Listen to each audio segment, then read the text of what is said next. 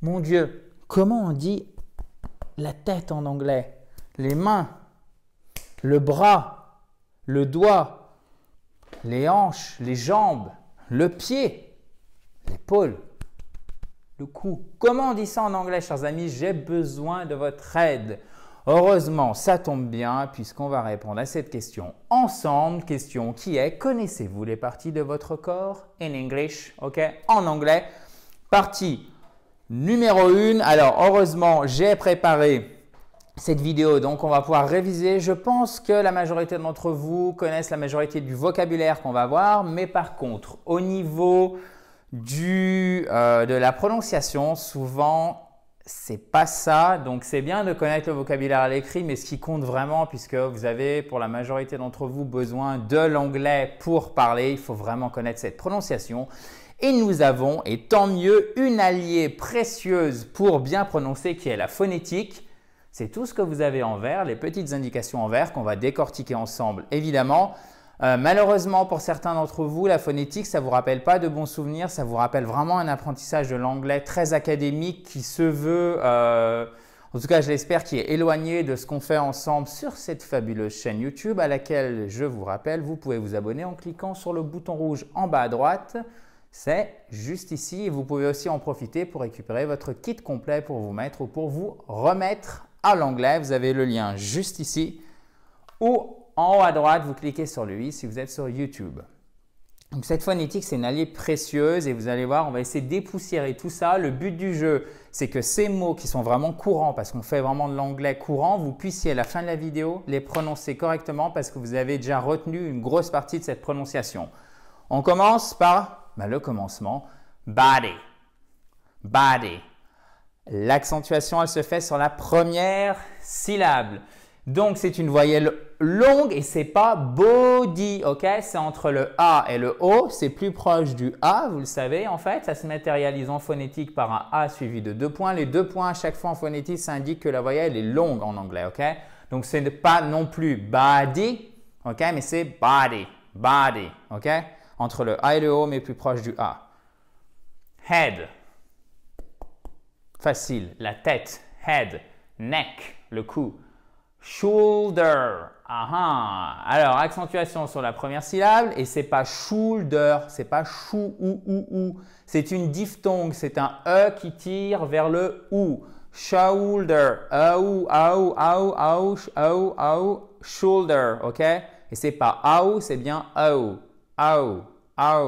Donc, les deux sons en fait ne deviennent plus qu'un parce qu'on le prononce assez rapidement quand on parle en anglais avec un débit classique. Shoulder, shoulder. OK? L'épaule avec un accent aigu, évidemment. Alors, ensuite, arm, arm. Alors, celui-ci, il est très intéressant parce que vous voyez, en fait, il y a 3 lettres. Vous dites, OK, ça doit être arm, arm. Non.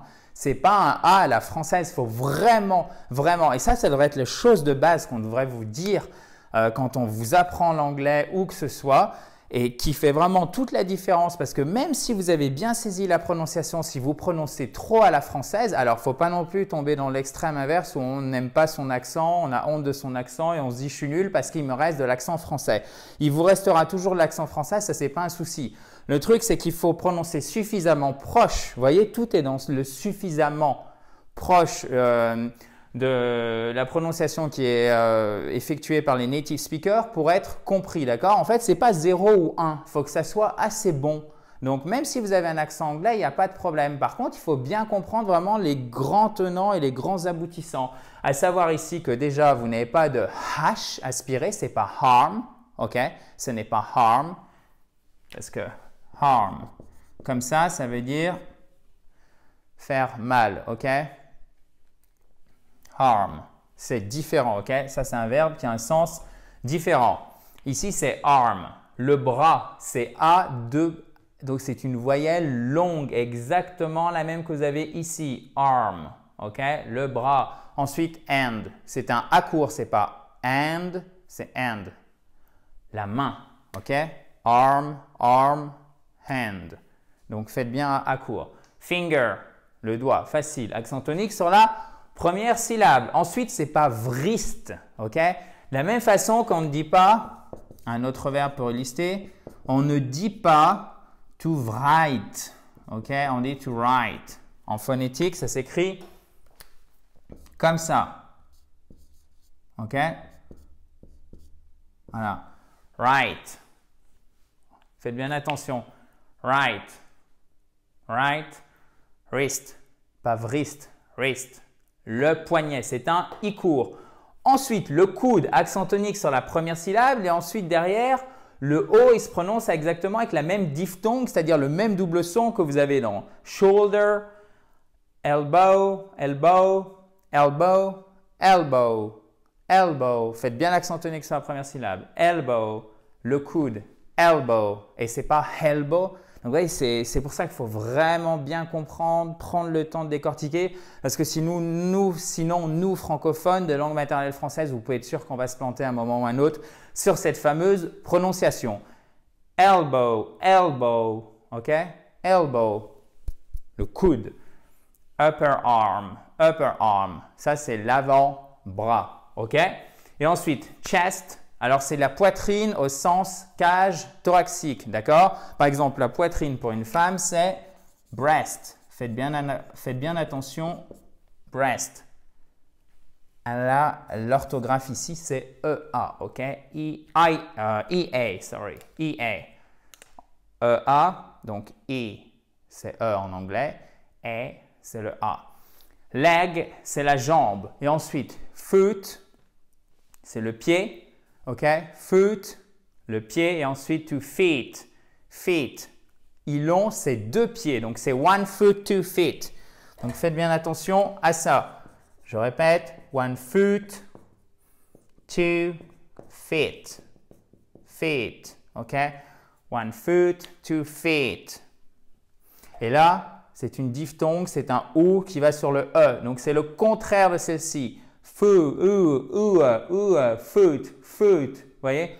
Foot. C'est vraiment important de bien faire cette diphtongue. Foot. Je caricature évidemment, mais c'est pour que vous compreniez facilement le principe. 2 feet. 2 pieds. One foot. Un pied. OK? Donc, faites bien attention au niveau du pluriel. Ça change. On a un changement des voyelles. Le O devient un E 2 fois de suite. Donc, on va s'entraîner maintenant, chers amis. Comment? Alors, je me mets volontairement devant. C'est quoi ça? Head. Ensuite, 5 fingers. Le poignet. Wrist. Souvenez-vous, wrist. On ne prononce pas, c'est pas wrist, c'est wrist. Accent tonique, je vous aide. Celui-ci, accent tonique sur la première syllabe. Sans faire de H aspiré. Elbow. Elbow. Shoulder. Exactement. Shoulder. Ensuite, qu'est-ce qu'on a vu? Leg. J'espère que je vais lever suffisamment. Vous voyez à quel point se limite ma souplesse. One foot, 2 feet. Exactement. Un pied, 2 pieds. La jambe, leg. Le bras, arm. Exactement. Ben, je crois qu'on est à peu près au complet. On a tout vu, tout vu, tout vu, tout vu. Oui, c'est bon. Ah, juste ici, là. Pour un homme et pour une femme, la cage thoracique, la poitrine de manière générale, c'est chest. Exactement. Ensuite, pour une femme, la poitrine, c'est un mot bien différent. Breast. Exactement. Et ça s'écrit comment? B-R-E-A-S-T. Je vous rappelle que ça, c'est A, ça, c'est I, et ça, c'est E. A-I-E. Ne confondez pas. Attention, ça, c'est E-I-A. A-I-E. E-I-I-E-A-E-I. OK? Vraiment, ça, c'est des choses simples que vous devez connaître. Petit bonus. J. G. OK, guys? J, G. I, A, E. E, G, J, A, I, E. Voilà. Bon, je vois que vous êtes au point, ça fait plaisir. On se retrouve demain, on va continuer puisque s'il y a une première partie, il y a une seconde partie. On va continuer ce vocabulaire des parties du corps et on va aller un peu plus loin et surtout on va vraiment mettre en pratique au maximum, toujours avec l'appui de la phonétique pour bien le prononcer. Puisque sur cette fabuleuse chaîne YouTube, on apprend l'anglais évidemment pour mieux le comprendre, mieux l'écrire, mais aussi et surtout pour mieux le parler. So, thank you very much guys and talk to you tomorrow. Bye bye! Et n'oubliez pas, quand vous vous couchez ce soir, vous faites toutes les parties du corps, vous pensez à ce qu'on vient de voir ensemble. Wrist, head, chest, arm, non, arm. Ok, foot, one foot, two feet, one leg, elbow, elbow, elbow, shoulder, face. Mais ça, on le verra prochainement. À très vite, à demain. Talk to you tomorrow. Bye bye.